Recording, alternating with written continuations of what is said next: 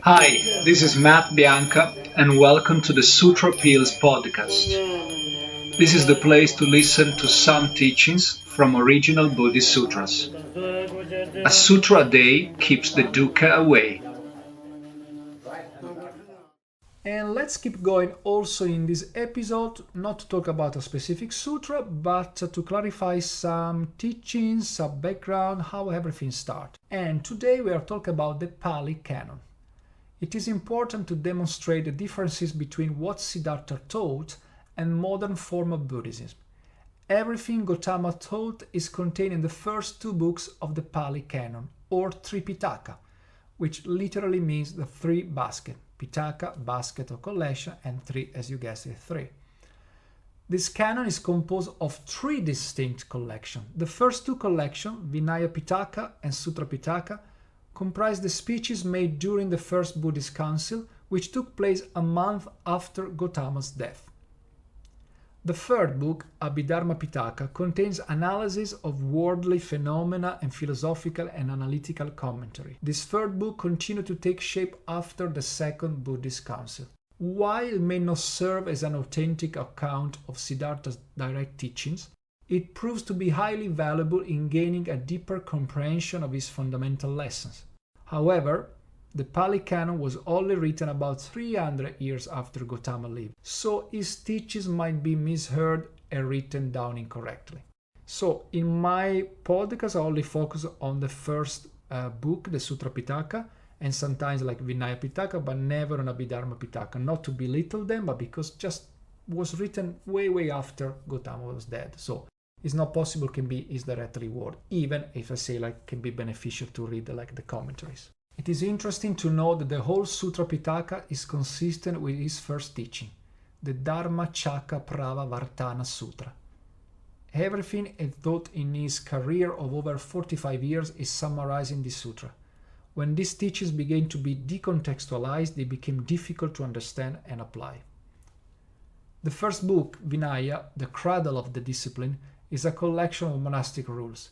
It is relevant to understanding the political and cultural climate in which Gautama's teaching developed.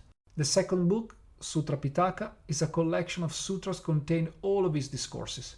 The term sutra or sutta, if you prefer Pali, literally translates to thread, and in its original sense it conveys the meaning of a concise sentence, although this may not be fully captured in the English translation.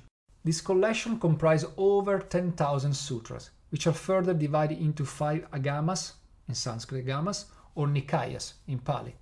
Signifies a distinct collection, where the first is called Dirghagama or Digha Nikaya, if you look at the Pali, which means the long collection. Number 2, we have Majjhimagama or Majjhima Nikaya, the medium length collection. Number 3, Samyuktagama, Samyutta Nikaya, speeches grouped by theme. The fourth one, we have Ekotaragama or Angattara Nikaya, larger speeches grouped by number of topics.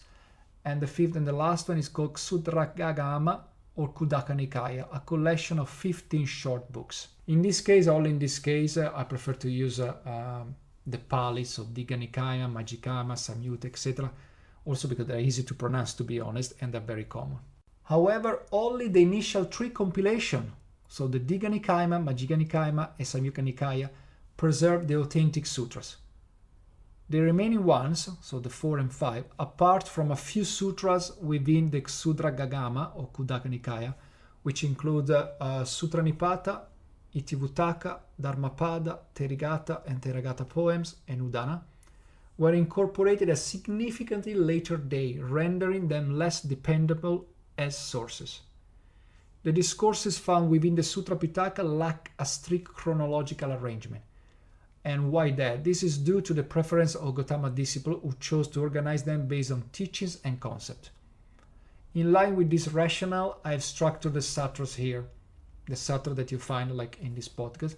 And then notably the Digha and Majjhima Nikayas encompass the greatest number of sutra attributed to Gautama as a historical figure. So basically, these two, they are really close to his teaching, I say. And of course, we cannot talk about the Pali Canon without mentioning the language, the Pali language also called. So Pali means text. by the expression Pali Bhasa, literally the language of the text has been taken to be the name of the language itself. Its use is in practice limited to Buddhist subject. It's an idiomatic form called Prakrit, so it's a form from Sanskrit, and the language of the Brahmanic civilization. The main Hindu texts, the Vedas, Mahabharata, Upanishad, were written in Sanskrit, not in Pali or Prakrit. Pali is not the language that Gautama spoke. He was likely familiar with a number of Sanskrit-based dialects that he would have used depending on where and to whom he was teaching.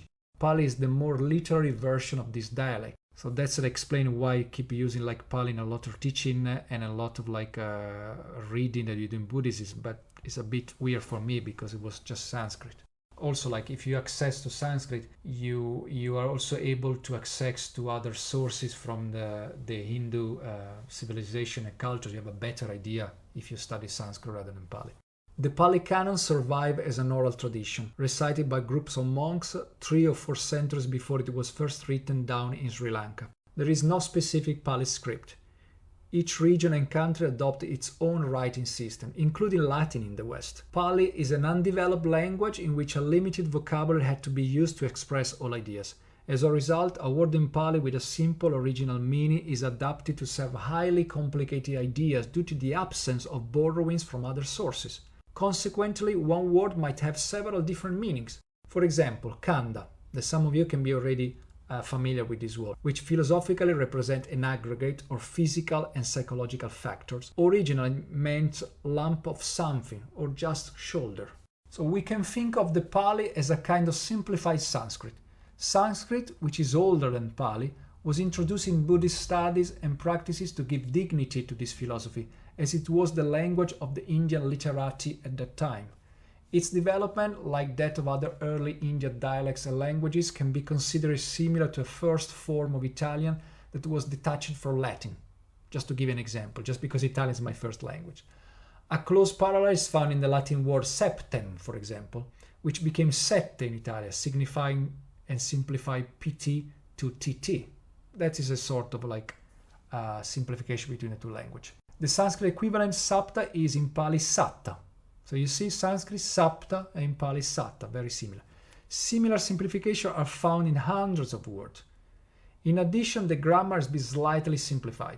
However, the two languages are so close that it is possible to convert entire passages from Sanskrit to Pali simply by making the necessary mechanical transpositions. In this postcard, as I just said, like probably in the first episode, aside from a few words, I've chosen to primarily use Sanskrit. This decision stems from the belief that it will provide the audience with a broader array of offline and online resources. By doing so, I hope to grant them the chance to delve deeper into the origins of Buddhism. This has been the Sutra Pills podcast, and I am Matt Bianca. Thank you to be here and listen to me. Comments are really appreciated. Whatever you want to tell me, just make a comment, even a bad one. Of course, the most important, may you be well, may you be happy, may you be free from suffering. Bye for now.